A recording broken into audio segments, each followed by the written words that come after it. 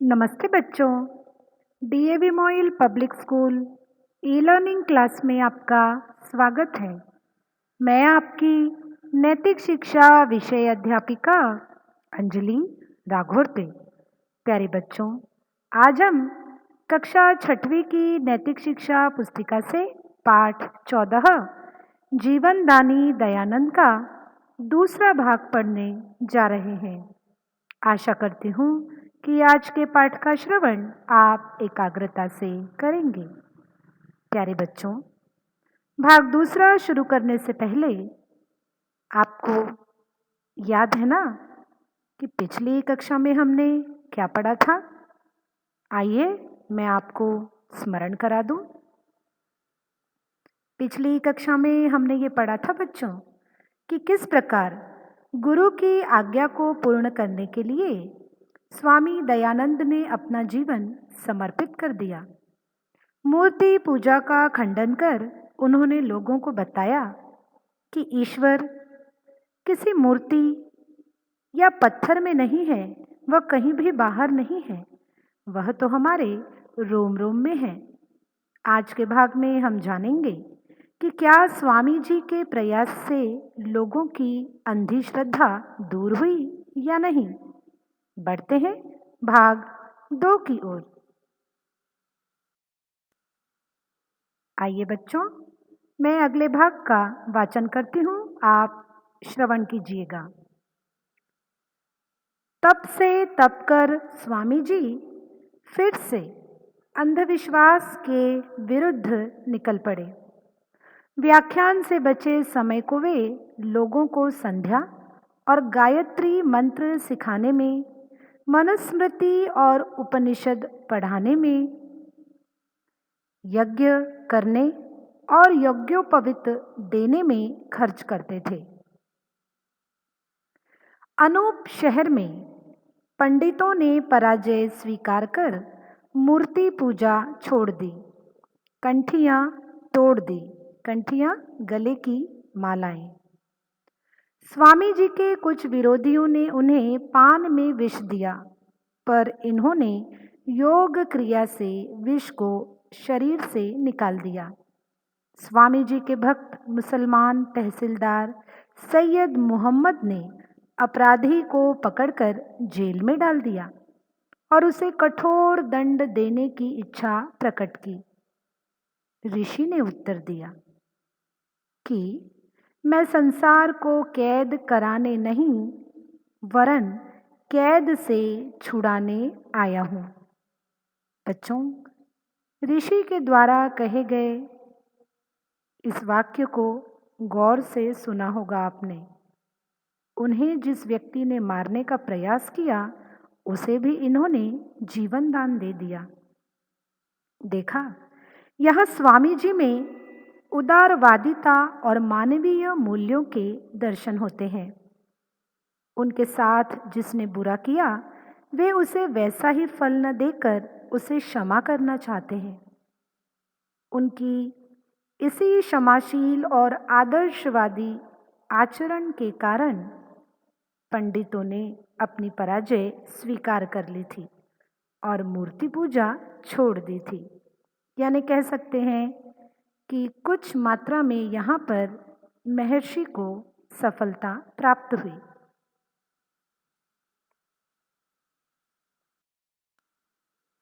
इसके पश्चात स्वामी जी मिर्ज़ापुर, बिजनौर, गढ़मुक्तेश्वर, फर्रुखाबाद, झांसी, बुलंदशहर, कासगंज, पीलीभीत, बरेली आदि नगरों में प्रचार करते हुए कर्णवास पहुँचे। बुलंदशहर का अंग्रेज कलेक्टर स्वामी जी का भक्त हो गया था और उनके दर्शन करने आया करता था। कर्णवास का ठाकुर कर्ण सिंह चक्रांकित संप्रदाय का था। स्वामी जी के खंडन से कुपित होकर उसने उन पर तलवार से आक्रमण किया। ऋषि ने तलवार छीन ली और उसे धरती पर टेक कर तोड़ दिया। कर्ण सिंह ने दोबारा 3 सेवकों को भेजकर रात में स्वामी जी पर आक्रमण करने की कोशिश की। पर उसे सफलता नहीं मिली। बच्चों, कई लोग थे जो स्वामी जी से रुष्ट थे, जैसे कि कर्ण सिंह। उसने तो स्वामी जी पर कुपित होकर तलवार तक चला दी थी, परंतु वह अपने इरादों में नाकाम रहा, क्योंकि कहते हैं जिसको राखे साइयां मार सके न कोई, और स्वामी जी के साथ तो साक्षात ईश्वर थे। वे हर एक कार्य इस प्रकार का कर रहे थे जो मानव जाति के पक्ष में था। कानपुर, रामपुर, कन्नौज आदि में मूर्ति पूजा का खंडन कर स्वामी दयानंद फिर काशी पहुंचे और वहां के पंडितों को शास्त्रार्थ में हराया। काशी में कुछ मुसलमानों ने भी इस्लाम के खंडन से चिढ़कर इन्हें गंगा में फेंकने का प्रयास किया, पर उन्हें मुंह की खानी पड़ी। मिर्जापुर में वैदिक पाठशाला की स्थापना करके स्वामी जी प्रयाग के कुंभ मेले में पहुंचे। वहां ब्रह्म समाज के संस्थापक श्री देवेंद्रनाथ ठाकुर, जो कि कविवर रविंद्रनाथ ठाकुर के पिता थे, उनसे स्वामी जी की भेंट हुई। इसके पश्चात मुगलसराय, पटना, भागलपुर आदि नगरों में होते हुए स्वामी जी कलकत्ता पहुंचे। वहां ब्रह्म समाज के नेता बाबू केशव चंद्र सेन ने उन्हें वस्त्र पहनने और हिंदी में भाषण करने का सुझाव दिया, जो महर्षि ने सहर्ष स्वीकार कर लिया। अब तक वे संस्कृत में भाषण करते थे और केवल कौपीन धारण करते थे। आइए इसे मैं आपको समझा दूं। बच्चों, मनुष्य यदि समाज के लिए कुछ अच्छा भी करना चाहे तो ईर्ष्या करने वाले और अंध श्रद्धालुओं की बुरी चाल उसे चैन से कार्य करने ही नहीं देती है। यही स्वामी जी के साथ हुआ कि उन्हें गंगा में फेंकने का तक प्रयास किया गया, किंतु उन बुरे लोगों को असफलता ही मिली। बच्चों, उस समय ब्रह्म समाज का भी प्रचार प्रसार हो रहा था। ब्रह्म समाज के जो मानने वाले थे, उन्हें स्वामी जी केवल संस्कृत में ही उनके आगे भाषण देते और उपदेश देते, केवल संस्कृत में। किंतु बाद में उन्होंने हिंदी में भाषण देने शुरू किए और अधिक से अधिक लोगों को आर्य क्या है, इसका अर्थ क्या है, आर्य समाज क्या चाहता है, सत्य क्या है, ईश्वर क्या है, वह कहाँ है, इस विषय पर और वेदों का परिचय, इस विषय से संबंधित भी कई प्रकार के उन्होंने उपदेश दिए, भाषण देने शुरू किए। पहले स्वामी जी केवल वस्त्र के रूप में कौपिन, यानी जो ब्रह्मचारी होता है उसका वस्त्र होता है कौपिन, लंगोटी जिसे कहते हैं, केवल वे कौपिन को यानी लंगोटी को ही धारण करते थे। किंतु अब बाबू केशव चंद्र, जो कि ब्रह्म समाज के जाने माने उस समय के उदित नेता थे, उनके कहने पर स्वामी जी ने सादगी भरे वस्त्र पहनने शुरू किए। कई प्रकार की मुश्किलों का सामना भी इन्हें करना पड़ा, लेकिन मनुष्य को मनुष्यता सिखाने के लिए इन्होंने अपनी जान की बाजी तक लगा दी। सत्यार्थ प्रकाश का लेखन स्वामी जी ने सन 1874 में प्रारंभ किया और उसका प्रथम संस्करण 1875 में प्रकाशित हुआ। इस ग्रंथ ने देश में एक जबरदस्त विचार क्रांति पैदा की। इसके पश्चात संस्कार विधि, ऋग्वेदादि भाष्य भूमिका तथा वेद भाष्य का लेखन और उपदेश भ्रमण के साथ साथ चलता रहा। बच्चों, सत्यार्थ प्रकाश इस ग्रंथ को तो आप जानते ही हैं। पिछली ई कक्षा में हमने आपको इसके बारे में बताया था। इसमें स्वामी जी ने अपने विचारों को दर्शाया है, आर्य समाज की महत्ता और मानवता का संदेश दिया है। इसे पढ़ने के बाद लोगों में एक जबरदस्त वैचारिक क्रांति प्राप्त हुई और कई लोग ऐसे थे जो आर्य समाज की ओर आकर्षित होते गए। बंबई के आर्य सज्जनों के अनुरोध पर स्वामी जी ने बंबई में शनिवार चैत्र शुक्ला पंचमी संवत 1932 विक्रमी यानी 10 अप्रैल 1875 ईस्वी को आर्य समाज की स्थापना की। उस समय इसके 100 संस्थापक सदस्य तथा 28 नियम थे। आर्य समाजों की स्थापना करते हुए स्वामी जी जब पंजाब पहुंचे तो लाहौर में इन 28 नियमों को 10 में संक्षिप्त किया गया।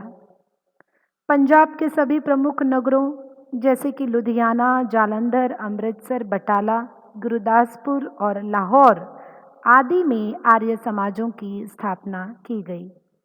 इसी वर्ष दिल्ली दरबार था, यानी मुगल शासकों की राजधानी जो थी वह दिल्ली थी, मुख्य जगह। स्वामी जी ने विभिन्न मतावलंबियों यहाँ तक कि मुसलमानों के नेता सर सैयद अहमद खां से भी मिलकर यह प्रयत्न करना चाहा कि देश के सभी धार्मिक गुरु धर्म के सर्वसम्मत सनातन सिद्धांतों का प्रचार करें। ऐसे सिद्धांत जो लोगों को आर्य बनाने में मदद कर सके, क्योंकि आर्य ये किसी धर्म विशेष संकल्पना का नाम नहीं है। आर्य वह है जिसे हिंदू कहा जाता है और भारत में रहने वाला प्रत्येक नागरिक यह हिंदू है, धार्मिक है। तो जब उन्होंने सर्वसम्मत सनातन सिद्धांतों का प्रचार करने की बात कही, लेकिन उनकी यह योजना सफल न हो सकी। आर्य समाज जब अपनी पकड़ भारतवर्ष में मजबूत करने लगा तो स्वामी जी ने इस आर्य समाज की 10 अप्रैल 1875 में भारत भूमि में स्थापना की। बच्चों, आप जिन 10 नियमों को कंठस्थ करते हैं वे पहले 28 थे जैसा कि यहाँ लिखा है, परंतु उन्हें संक्षिप्त कर इसकी संख्या 10 कर दी गई। स्वामी जी ने पूरे भारतवर्ष के कोने कोने में आर्य समाज की पताका को लहराने का प्रयास किया, पर हर जगह वे सफल न हो सके और वैसे भी यह कार्य काफी असंभव सा था।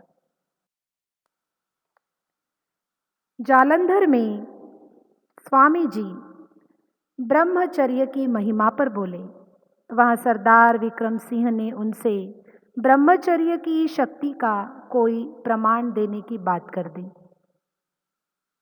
सभा की समाप्ति पर जब सरदार साहब अपनी 4 घोड़ों वाली बग्घी पर जाने लगे तो स्वामी जी ने उन्हें बिना बताए पीछे से बग्घी को पकड़ लिया। कई चाबुक लगाने पर भी जब घोड़े आगे न बढ़ पाए तो उन्होंने पीछे देखा। इससे न केवल उन्हें अपितु वहां की सभी जनता को ब्रह्मचर्य के बल पर विश्वास हो गया।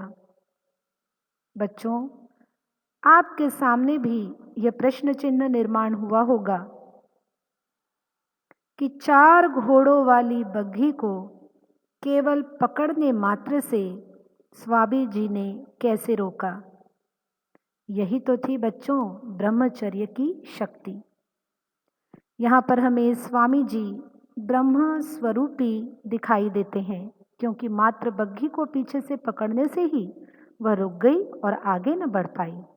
इससे स्पष्ट होता है कि जो ब्रह्मचारी होता है वह सदैव परमात्मा का ध्यान करते रहता है और परमात्मा की कृपा से वह जो चाहे उसे संभव बना देता है। प्यारे बच्चों, जीवनदानी दयानंद इस पाठ का यह था भाग दूसरा। हम दूसरे भाग में यहीं रुकेंगे। आइए दूसरे भाग पर आधारित प्रश्नों को देख लेते हैं। आज का गृह कार्य। प्रश्न पहला है, प्रश्नों के उत्तर लिखिए। क, पान में विष देने वाले के साथ स्वामी दयानंद ने कैसा व्यवहार करने को कहा? ख, कर्ण सिंह ने स्वामी जी पर तलवार का प्रहार क्यों किया? ग, सत्यार्थ प्रकाश का प्रकाशन कब हुआ और इसका क्या प्रभाव पड़ा? बच्चों, मुझे विश्वास है कि आज का गृह कार्य आप आसानी से पूरा कर लेंगे। आज के इस भाग 2 से आपको जो भी अच्छी बातें सीखने को मिली, इसका उपयोग आप अपने आचरण में, व्यवहार में, दैनिक जीवन में ज़रूर कीजिएगा। इसी आशा के साथ हम फिर मिलेंगे अगली कक्षा में भाग तीसरे के साथ। तब तक के लिए धन्यवाद।